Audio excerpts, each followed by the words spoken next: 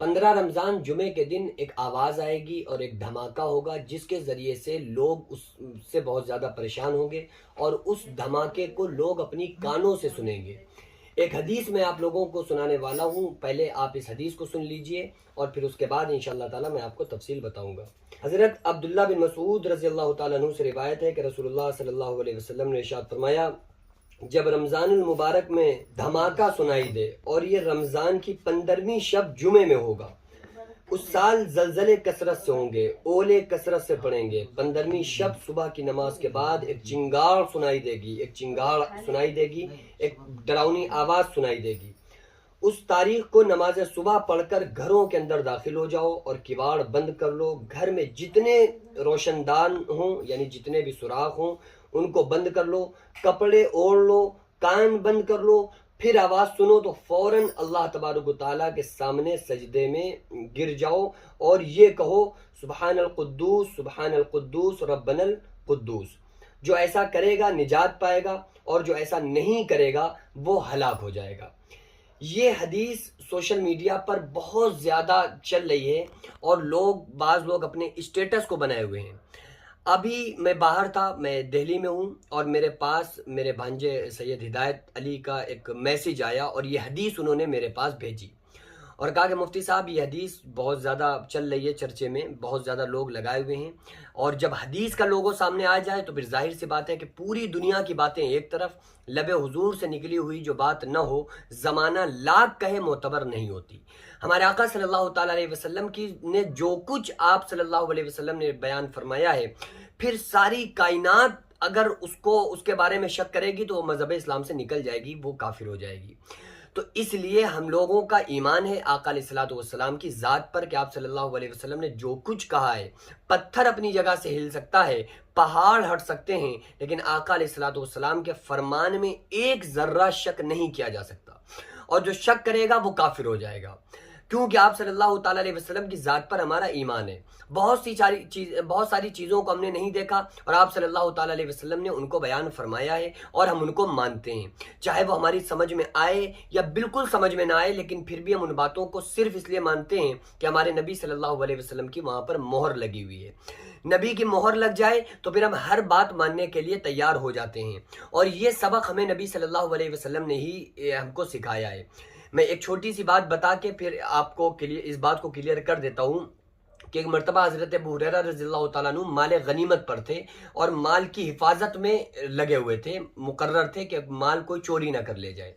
تو ایک شخص آیا اور لمبے لمبے ہاتھوں سے اس نے مال بھرنا شروع کر دیا،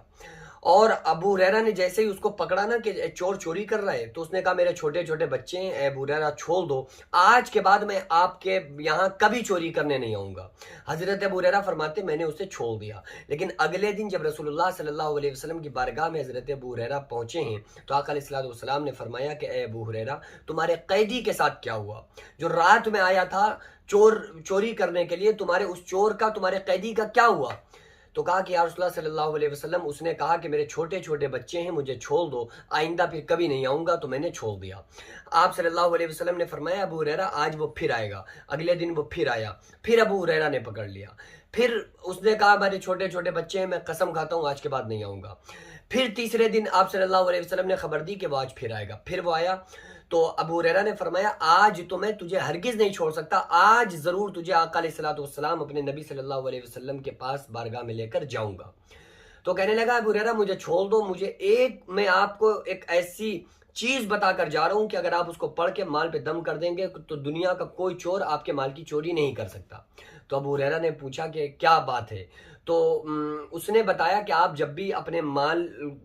شام کا وقت ہو جائے تو آپ آیت الکرسی 2 مرتبہ پڑھیے، اپنے مال پہ دم کر دیجئے، دنیا کا کوئی چور آپ کے مال کی چوری نہیں کر سکتا اور ہر حادثے سے آپ کا مال محفوظ رہے گا۔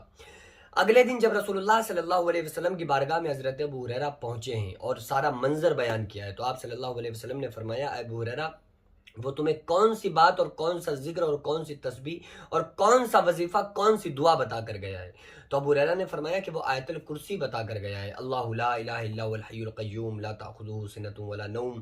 लहू मा फिस समावाति व मा फिल अर्ज़ मन ज़ल्लज़ी यशफ़अु इंदहु इल्ला बिइज़्निही यअलमु मा बैन अयदीहिम व मा खल्फ़हुम व ला युहीतूना बिशैइन मिन इल्मिही इल्ला बिमा शाअ वसिअ कुर्सियुहु समावाति वल अर्ज़ व ला यऊदुहु हिफ़्ज़ुहुमा व हुवल अलिय्युल अज़ीम। ये तस्बीह बता कर गया कि पढ़ के दम कर दोगे ये आयतें अगर, तो फिर तुम्हारा कोई चोर माल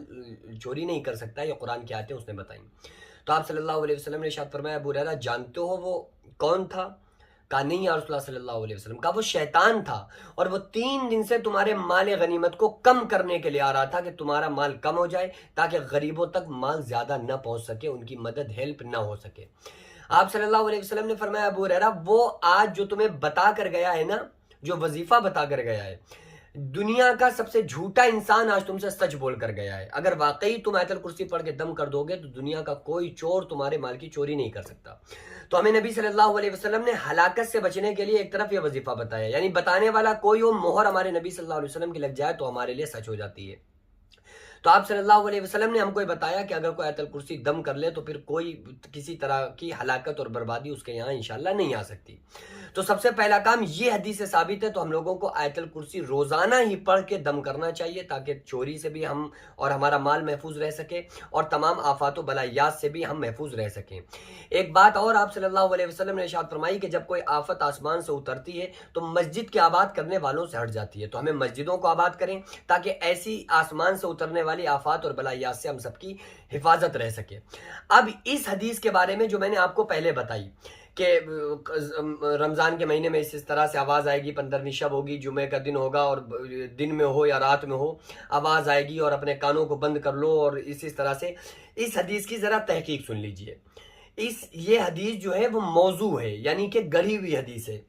इस हदीस को तिबरानी ने मुजमुल कबीर में इस हदीस को